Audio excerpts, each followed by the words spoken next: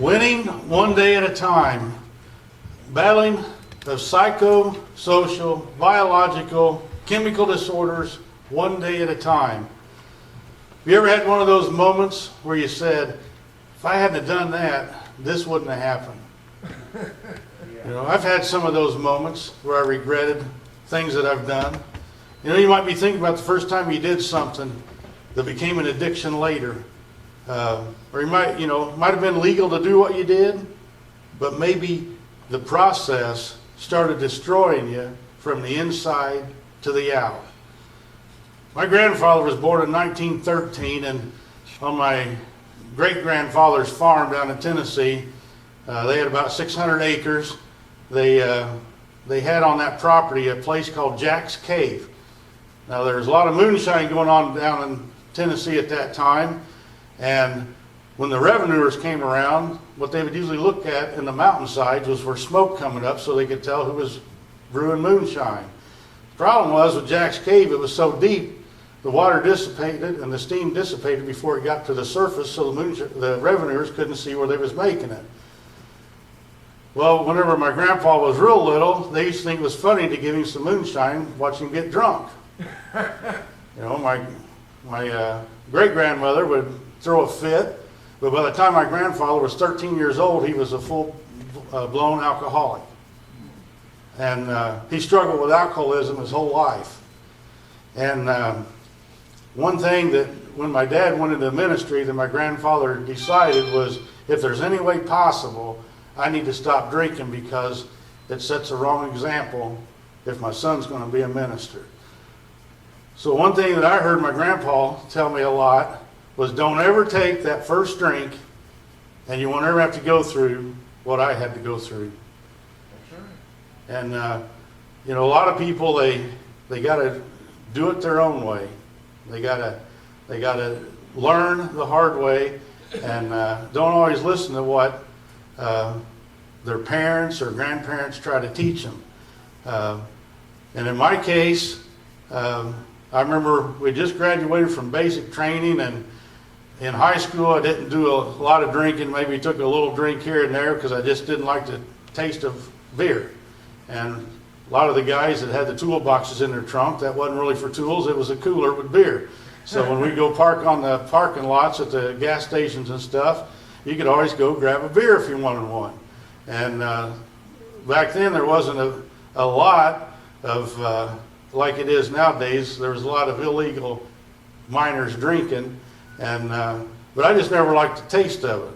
But when I graduated from basic, we're sitting there at the bar on base, and one of my drill sergeants said I had to have a beer with him, you know, showing respect for him and stuff. And I said, well, I don't drink. I said, I've always been told I shouldn't. And he's like, oh, you got to have one. Well, he said, well, I'm going to keep buying you beers until you drink one. At least you have a beer with me. And so finally I had that one beer. And I don't want to blame people on peer pressure because it was my choice. It was my decision to take that drink. But by the time I started drinking, there was about 8 beers in front of me. So by the time I finished them, I was feeling pretty good. And I'll tell you the truth, I never wanted to lose that feeling. I never wanted it to go away. But that feeling became an addiction for me. As you struggle with marriages, the more you drink. My nightcap would be to take, I don't know if you remember when Hardee's came out with the Moose glass. It's like a 42 ounce or something. I would fill that thing up with Jack Daniels to about this far from the top, and I would top it off with Coca-Cola. That was my nightcap. I would just add a little bit of Coke to it. I'd rather just drink it straight because that was the way I really liked it. But that addiction grew to where I was drinking almost a case of beer a day, and I would do just about anything I could to have that drink, whether it was paying rent, child support, because I'd got divorced, and something about going home to an empty apartment just wasn't what I wanted to do. I could never hardly drink at home, but I could always stop by the bar and drink whatever I wanted. I could go out with some of my friends and we could knock off 15 pitchers of beer tonight, and go home and get up and go to work the next day. Probably by 2 o'clock in the afternoon, you're probably still legally drunk, and at 4 o'clock, you start over again. So I've been there. I know what it's like to be addicted to something that you don't really know how to get away from. That feeling that I didn't ever want to lose caused me to have a lot of deceit, a lot of regret, a lot of guilt, and it made me feel powerless. I'd been raised in the church all my life. So there was a lot of guilt because I knew what I was doing I shouldn't be doing. There was a lot of things that attributed to that lifestyle that I shouldn't have been doing. And so I had the guilt of knowing what I was doing was wrong, but I felt powerless because after 2 or 3 days of not drinking, I would be like this. And in order to get rid of this, you go start another drink. So a lot of times I'd pick up my kids at 6 o'clock on Friday night, take them over to my mom and dad's. We'd spend the weekend together. And on Sunday night, I'd drive back to Champaign, but before I went home, I'd have to stop by the bar. That was about all I could take. And I would usually stay there till they closed down. And there was a lot of nights that I was so legally drunk that I shouldn't have drove home. And if anybody says there's not a God, there was a lot of times that there was friends of mine that would show up at the bar and say, hey, we're going to drive you home. You don't need to be driving home. Oh, that's all right, I can get there. No, we're taking you home. And I always wondered, why that happened. At the time I didn't really understand it. But with that guilt that I was having, turned into drinking more.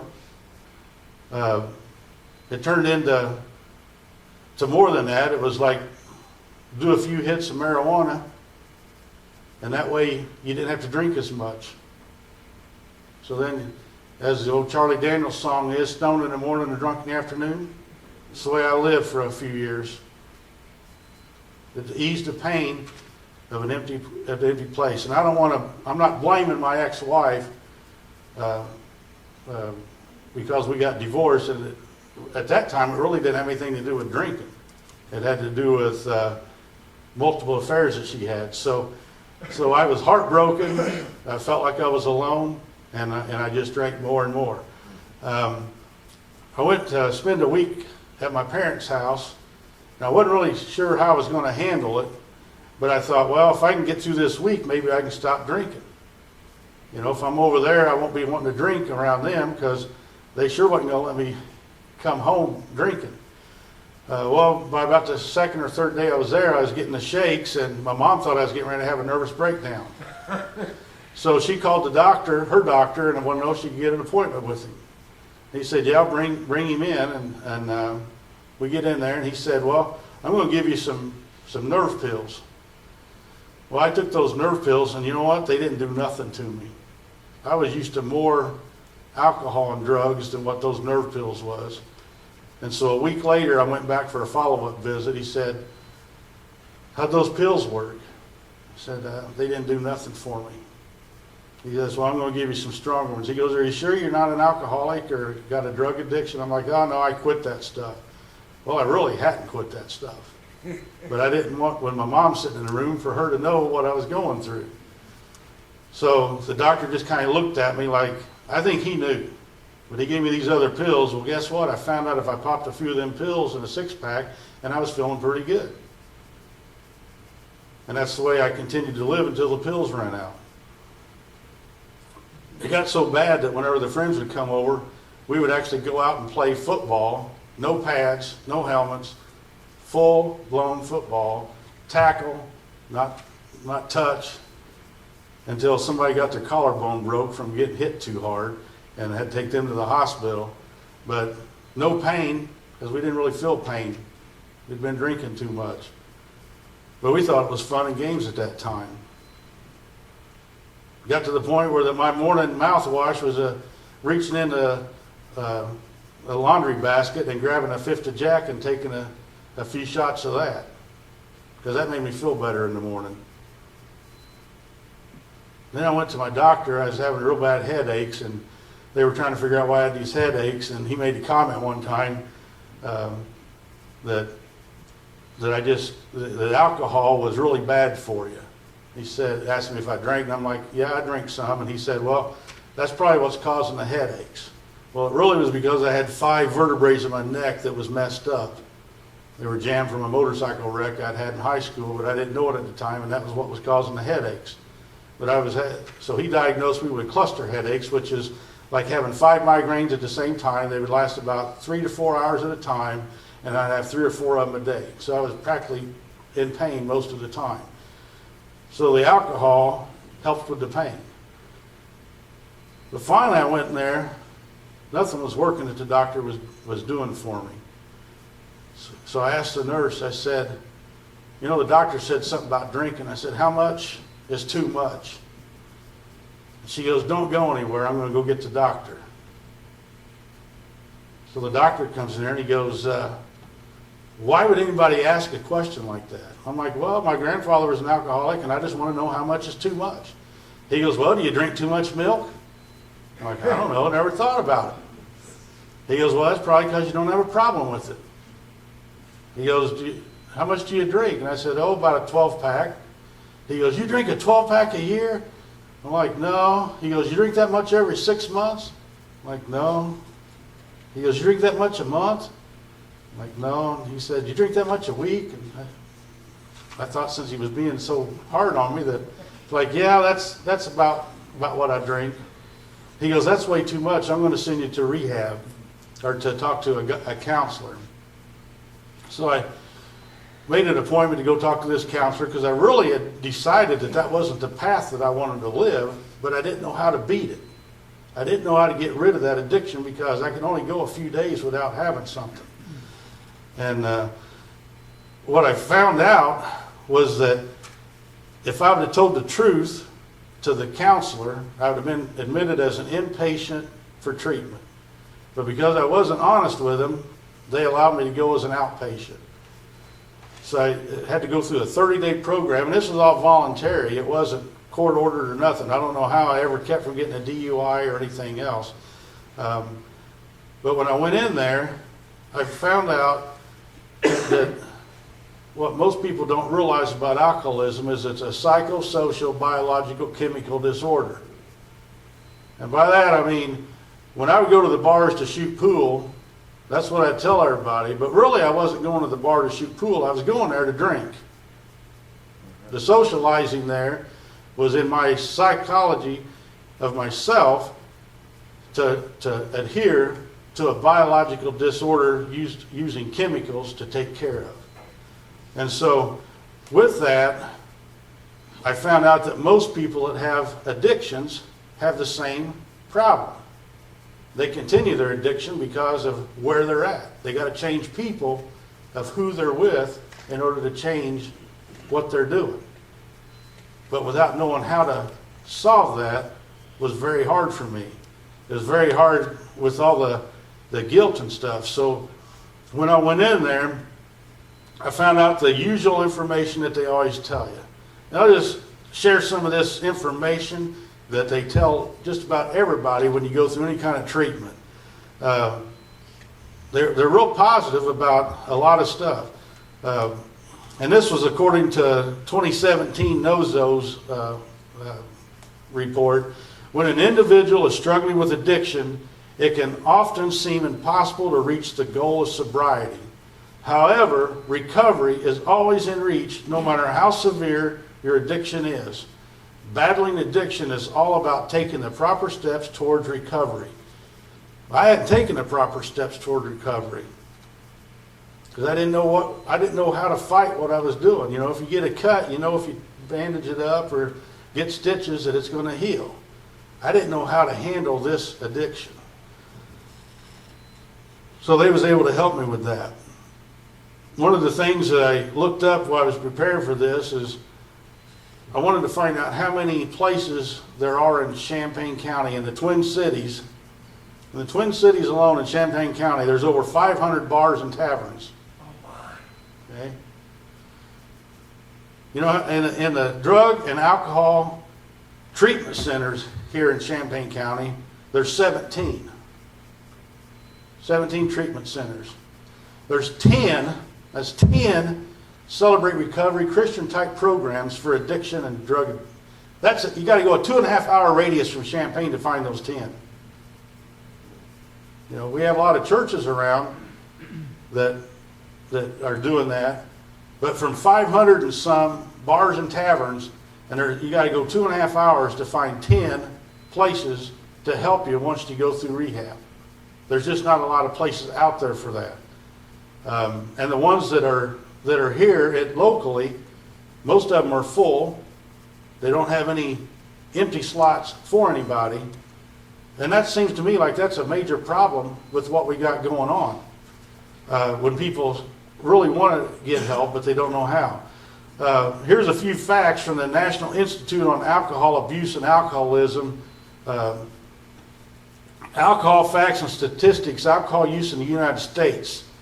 This is as of 2015 because I couldn't find anything more current. 86.4% of the people 18 or older report that they drink alcohol at some point in their lifetime.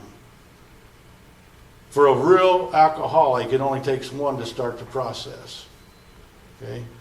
70.1% report they drank in the last year. 56% report they drank in the last month.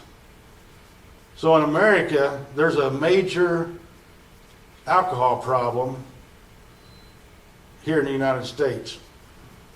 The AUD, which is alcohol use disorder, adults 18 or older, 15.1 million adults have a drinking problem.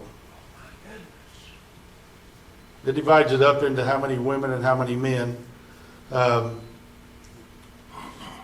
9.8 million men, and which is about 8.4% of the population, and 5.3 million women, which is about 4.2%. About 1.3 million adults have received treatment for alcohol use disorders. This includes about 898,000 men, and there's 417,000 women. But when you get to the youth, the people that we're trying to raise, according to this statistics, 623,000 adolescents between the ages 12 and 17 already have an alcohol disorder. What's really amazing to me was that an estimated 37% of adolescents received treatment just in the year 2015 for alcoholism. And we're talking about 12 to 17. They're not even legal yet. And I didn't want to really focus on all the statistics because you can look those up anywhere. But those statistics are pretty severe, not counting alcohol-related deaths, which is about estimated about 88,000 per year. Doesn't talk anything about economic burden, global burden, family consequences, underage drinking, alcohol in college students, alcohol in pregnancy, alcohol in the human body. None of those I've even touched on with the numbers from those. The National Institute on Drug Abuse states that about $700 billion annually is the cost from abuse of tobacco, alcohol, and illicit drugs to our nation alone in the relations of crime, lost work productivity, and health care. So when we talk about celebrating recovery, it's a big deal in America. And I didn't look up statistics for worldwide. That's just here in America. So in health care, tobacco is $130 billion a year. Overall, the health care is about $295 billion. Alcohol is a $25 billion for healthcare, but overall stats is about $224 billion. Illicit drugs is an $11 billion for healthcare and $193 billion overall when you count lost productivity and other things related to it. So getting back to myself, hearing all these statistics when I went through was nothing like it was now. It used to be 1 in 4 people would become alcoholics, and then it changed to 1 in 3. Now they're talking like it might be 1 in 2. 1 in 2. So getting to myself with a regret, remorse, and repentance. You know, I knew what I was doing was not the direction I wanted to go. So I had to do a lot of soul searching, try to figure out what to do. And because of some of my bitterness from my previous marriage, it was really hard for me to love again, because I didn't want to get hurt. So I built these walls up around me. It's like, no one's ever going to hurt me again, especially a woman. And I'm not going to drink again, because I'm not going to have something controlling my life that I don't want it to. But it took a lot of years. One of my friends asked me, said, "You think you'll ever get married again?" I said, "Well, probably if I ain't married within 5 years, I probably won't never get married again, because I'll probably be too set in my ways." And we kind of laughed about it. Some of my friends, when I told them I was going to quit drinking, said, "You can't do that. You'll close half the bars in Champaign." You know what? What's really bad is when you quit drinking and 6 bars that you just frequent, it all closed down within 6 months. Your friends give you a lot of static over that. They always attributed that to me, but I just thought it was poor business. But they used to make jokes about it all the time. And so I always had somebody reminding me of where I was. But with my bitterness, once I quit drinking, I still had these walls built up. So I buried myself into work. I did everything I could to do work, and not have any kind of social life. And it wasn't until probably Linda and I had been married about 15 years maybe, and I got a call from my oldest daughter over in Indiana that she was being inducted into the National Honor Society, and they wanted me to come to escort her into the ceremony. And so we was living in Springfield at the time, so I had to drive over to Indiana. So I had to get up real early in the morning and drive over there. So when we walked in, they told me, you know, what we was going to be doing, and I was going to walk her from the back of the auditorium up to the front and take her up to the stage and everything. And so when they led me off of the stage, where they led me to was right beside the guy I caught in bed with my wife, my ex-wife. And I tell you what, for that moment, I really wanted to take a swing. But I knew that that would ruin my daughter's celebration of her honor society. So I had to sit there, and then he's sitting there right beside him, and I just had to kind of grab my knees and kind of hold on, because I really wanted to do some of these or something, or take a swing. Because I really hadn't experienced forgiveness for what had happened. So through all that, after we got done, my mom said, "You all right?" And I'm like, "Yeah." And she goes, "Well, that was probably pretty tough, wasn't it?" And I said, "Yeah, it was." And so on the way home, of course, you know, you got to drive all the way from there back to Springfield. About halfway home, it just hit me. It's like, you know, if you can't forgive them, how can Jesus forgive you? And I pulled over and I started crying. I hadn't cried for years, because when my grandfather died, I swore that I was building up these walls, and I was never going to cry again my whole life because I was upset with God and everything else. And so when I got home, I realized that these walls that I had, if I didn't let them drop, that I wasn't going to probably have a marriage for a long time. Now, Linda's always been there, 100% behind me. She's had conversations with my parents, with my sister, about not being able to break through those walls. She goes, I know he loves me, but said he just won't break these walls. And so, but on that particular day, I realized those walls have got to come down.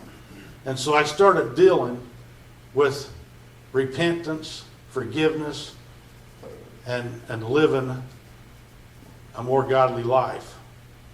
But I really didn't think that a person in my state could really receive grace. So I really struggled with that.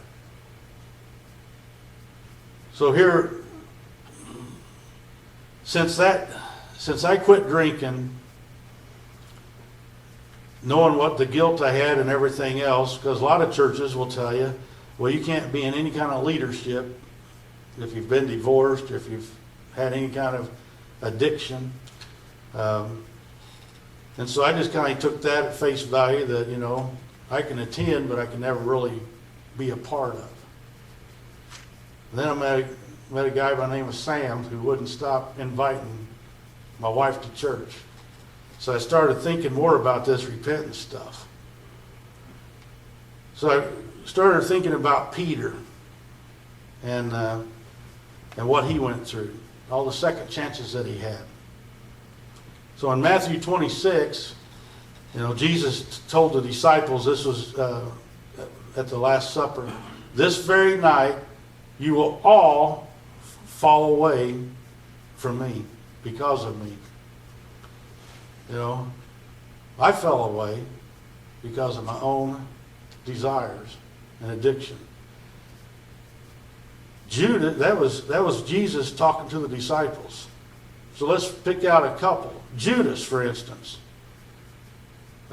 While they were eating, he said, truly I tell you, one of you will betray me. And of course, we know who that was, and that it was Judas. Then we got Peter. Peter replied, even if all fall away because of you, I never will. Truly I tell you, Jesus answered, this very night before the rooster crows, you will disown me 3 times. But Peter declared, even if I have to die with you, I will never disown you. And all the other disciples said the same. There's a prediction, but the remorse of the two was very much different. Judas' remorse was, I've sinned, he said, for I betrayed innocent blood. What is that to us? The scribes and Pharisees replied. That's your responsibility. So Judas threw the money in the temple and left. Then he went away and hung himself. He had remorse. He had no repentance because he didn't understand grace. On the other hand, Peter remembered the words Jesus had spoken. Before the rooster crows, you will disown me 3 times. And he went out and wept bitterly.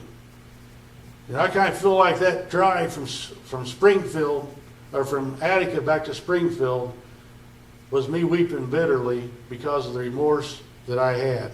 I just wasn't really sure how to take the next step. But then there's grace. Grace was there.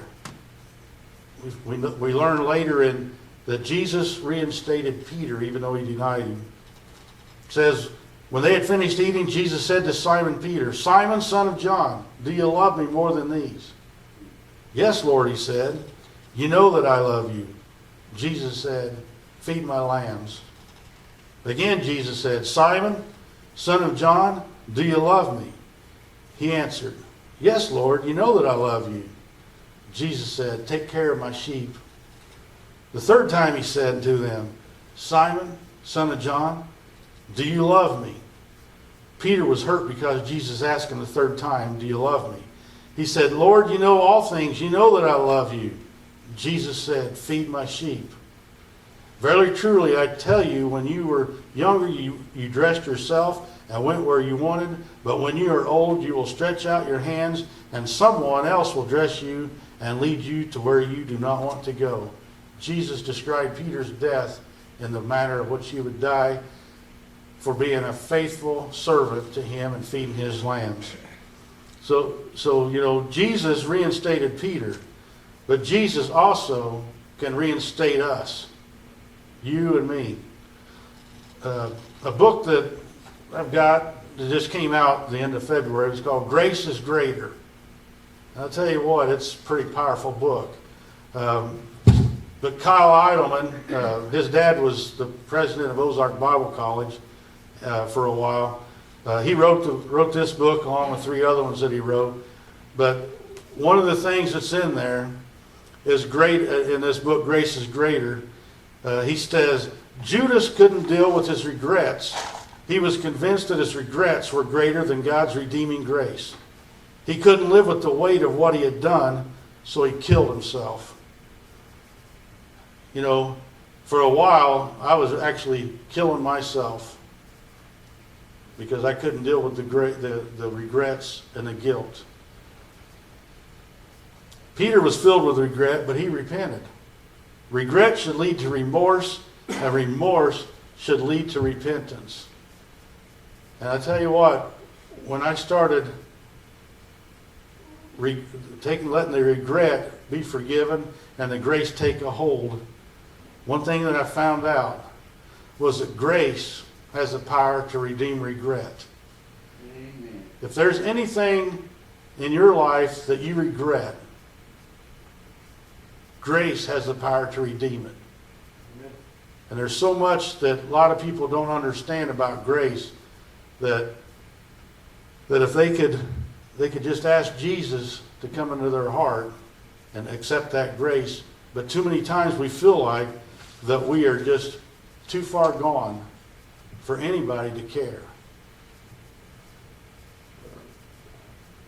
You know, I don't know if you guys know Chris Christopherson, but when he was younger, he was in Nashville for a set. He asked everybody, what they was doing on a Saturday night, and one of the ladies there said, well, I'm going to church. We're having a revival at church. He went in there and wasn't sure whether he wanted to go, said he'd never been to church before. She said, oh, you already come out and go with me. Well, he went to that church, and at the invitation hymn, he don't even remember what the preacher talked about, but he found himself down at the altar praying, asking. Something touched him. After that was over, he really didn't understand what all had happened. But he went through, went back to his motel room, and 20, 30 minutes later, he had written a song. And for me,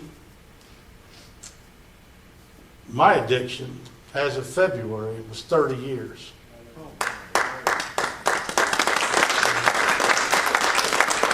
It's been one day at a time, and there's a lot of times that I still struggle. There's a lot of times that I still have those moods or those thoughts that I would love to go out and have a drink.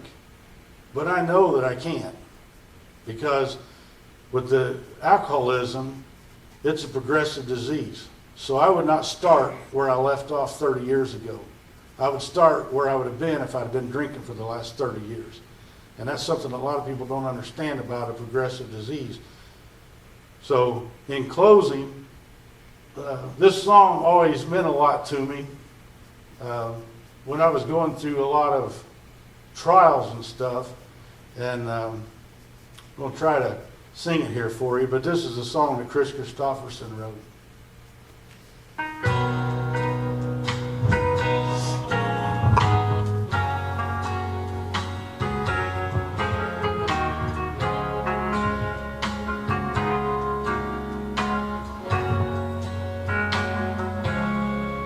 Why me, Lord? What have I ever done to deserve even one of the pleasures I've known. Tell me, Lord, what did I ever do that was worth love from you, or the kindness you showed? Lord, help me, Jesus, I've wasted it, so help me, Jesus, I know what I am. And now that I know that I've needed you, so help me, Jesus, my soul's in your hand. Try me, Lord, if you think there's some way I can try to repay all I've taken from you. Maybe, Lord, I can show someone else what I've been through myself on my way back to you. Lord, help me, Jesus, I've wasted it, so help me, Jesus, I know what I am. And now that I know that I've needed you, so help me, Jesus, my soul's in your hand. Jesus, my soul's in your hand.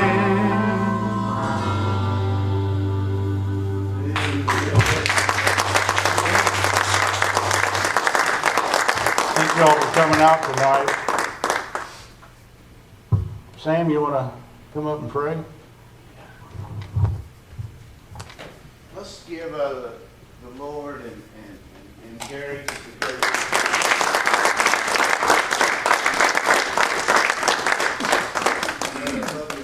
your honesty and your realness. Who among us, you know, we all fall short. God's grace is simply amazing. Thanks for being here tonight, and we'll close with prayer. And Bud, would you close us out, please? Dear Heavenly Father, we lift up Gary to you. We lift up Sam. We know their stories. Lord, besides them, we lift up everybody here. We may not know all the stories that are written in the hearts of the men here, but you know what's there. And we want you to dig into those hearts and heal those hearts if need be.